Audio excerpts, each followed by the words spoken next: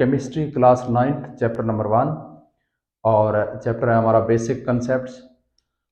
आज हमने पढ़ना है ग्राम एटॉमिक मास, ग्राम मॉलिक्यूलर मास और ग्राम फार्मूला मास।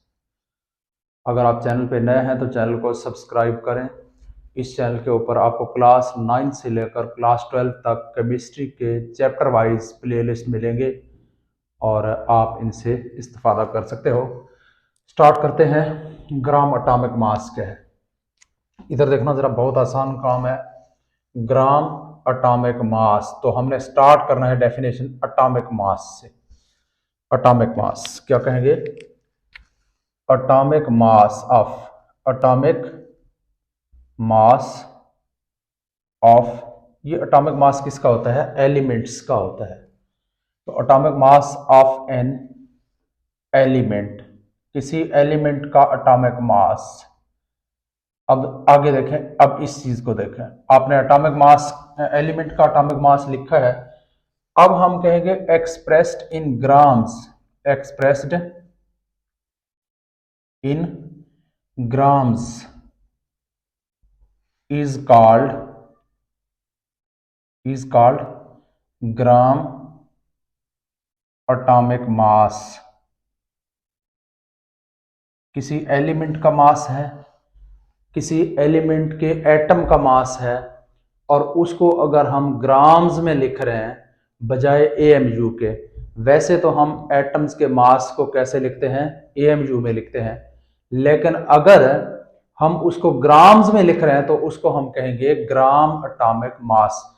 अब जरा फर्क जाने, जरा इधर देखना, ये फर्ज करते हैं हाइड्रोजन का जो मास है, हम कहते हैं एटॉमिक मास जो है वो 1 AMU है। ये असल में हमें बता रहा है कि हाइड्रोजन के एक एटम का मास है।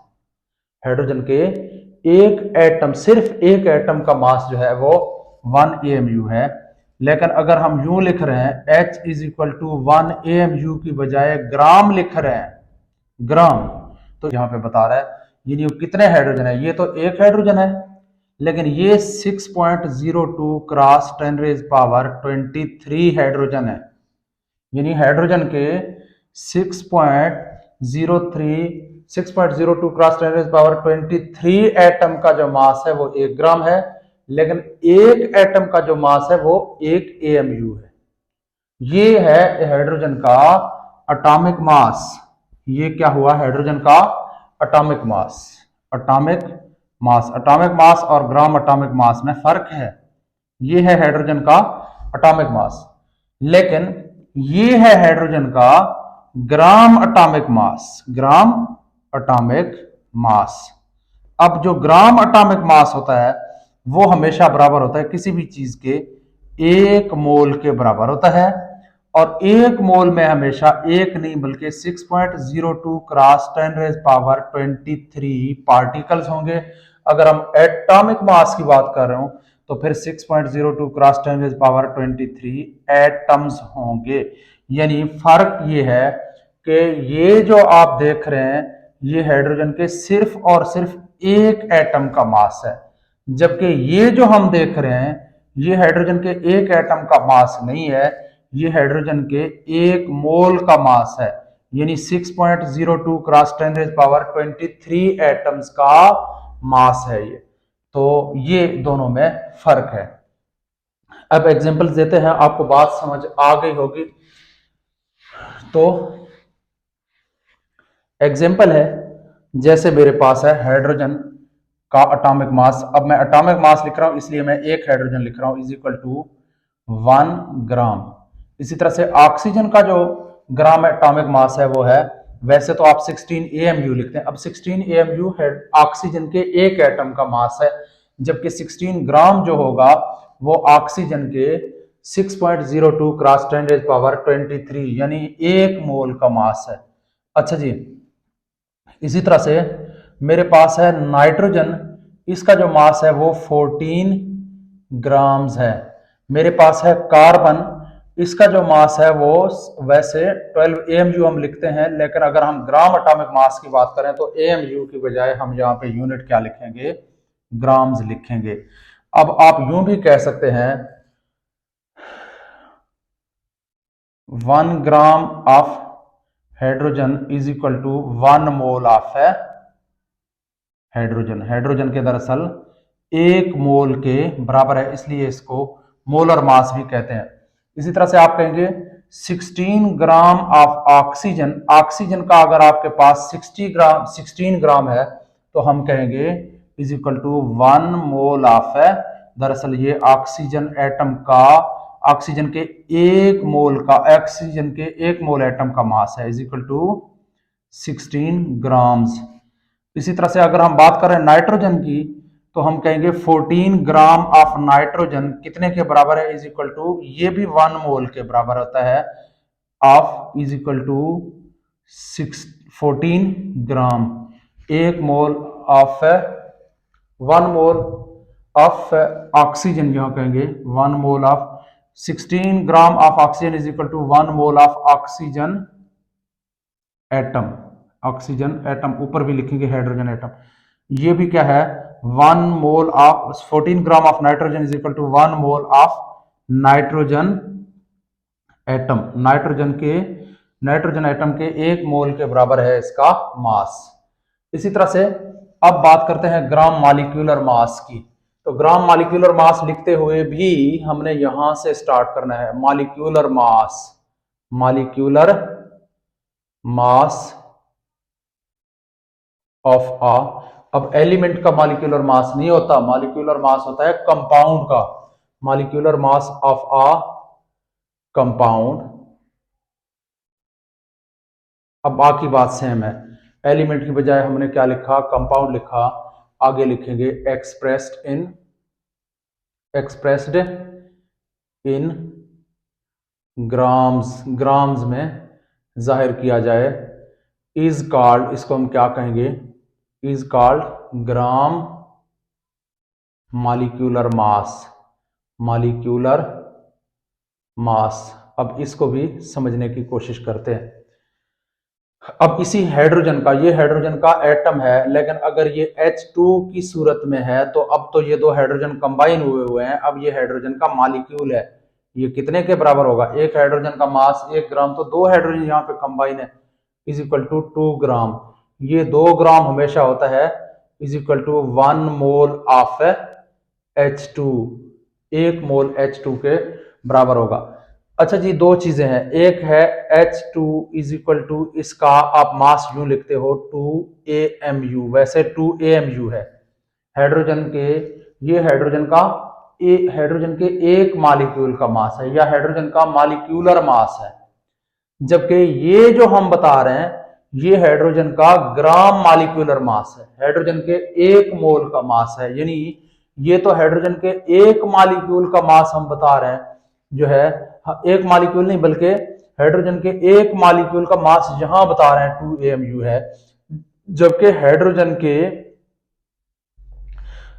के 1 मोल का जो मास होगा, 1 मोल यानी 6.02 क्रॉस 10⁻23 अगर हमारे पास हाइड्रोजन के मॉलिक्यूल हैं तो उनका मास कितना होना चाहिए, 2 ग्राम्स होना चाहिए।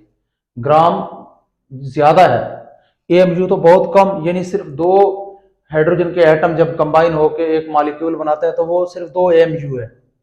जबकि हाइड्रोजन के मॉलिक्यूल का मास 2, हाइड्रोजन के मॉलिक्यूल का नहीं, हाइड्रोजन के 6.02 क्रॉस 10⁻23 यानी 1 मोल का मास। वैसे ग्राम मॉलिक्यूलर मास को हम मोल भी कह सकते हैं। तो क्या हुआ, H2 is equal to 2 gram is equal to 1 mole of hydrogen molecule के बराबर है।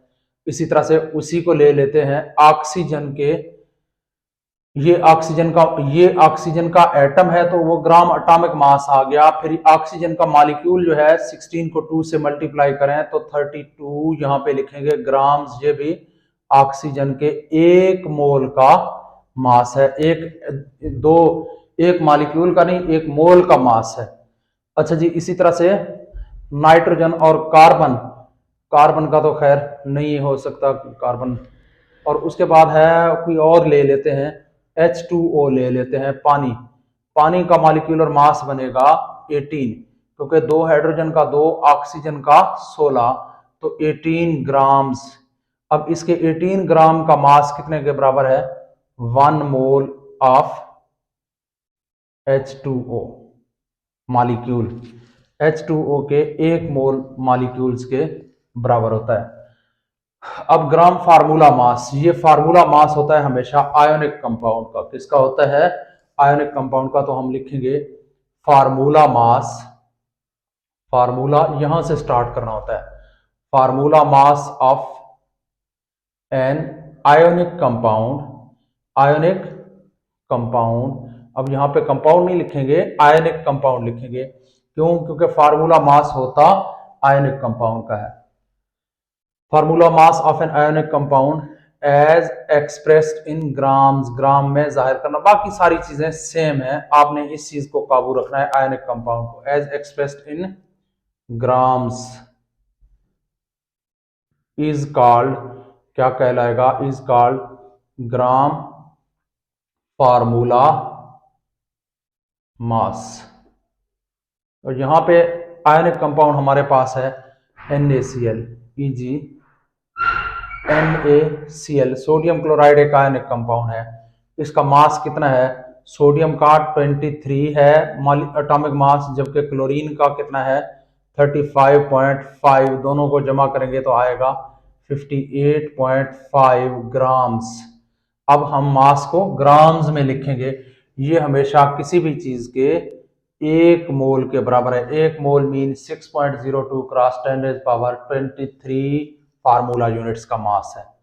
एक फार्मूला यूनिट का नहीं है, एक फार्मूला यूनिट का तो 58.5 AMU है। जबकि ये जो मास है, ये जो हम ग्राम में जाहिर करते हैं, ये पूरे 1 मोल का मास है, यानी 6.02 क्रॉस 10⁻23 पार्टिकल्स फार्मूला यूनिट्स का मास है। इसी तरह से मेरे पास है कैल्शियम कार्बोनेट CaCO3। कैल्शियम का है 40, कार्बन का है 12 और ऑक्सीजन का है 16 इंटू 3, क्योंकि 3 ऑक्सीजन है। अब कितना आएगा? इज इक्वल टू 40 और 12 52, 52 और 48 100, तो 100 ग्राम्स। ये इसके भी 1 मोल के बराबर होता है। तो ये सेम चीज है, इनमें थोड़ा सा एक डिफरेंस है कि आपको ये ट्रिक बता रहा हूं कि यहां आपने याद करते हुए एटॉमिक मास से शुरू करना है, क्योंकि ये gram atomic mass, atomic mass of an, ये हमेशा एलिमेंट का होता है एक्सप्रेस्ड इन ग्राम्स, क्योंकि ऊपर ग्राम लिखा हो। इसी तरह से molecular mass of A compound, molecular mass हमेशा कंपाउंड का होता है एक्सप्रेस्ड इन ग्राम्स। इसी तरह से इसका हम कहेंगे formula mass of an ionic compound as expressed in gram is called gram formula mass. तो यहां पे आपने ये 2 एग्जांपल याद करने हैं।